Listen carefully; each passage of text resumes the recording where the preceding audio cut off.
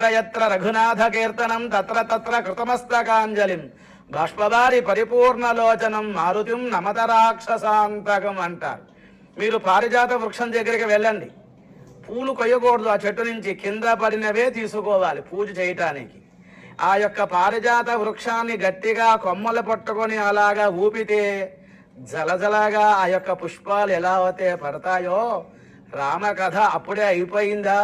రామకథ ఎప్పుడైతే ప్రారంభం చేస్తారో అక్కడ హనుమ ఆంజనేయ స్వామి వారు మనకి కనపడరు, మాంసనేత్రాలకి కనపడరు, జ్ఞాననేత్రానికి కనపడతారు.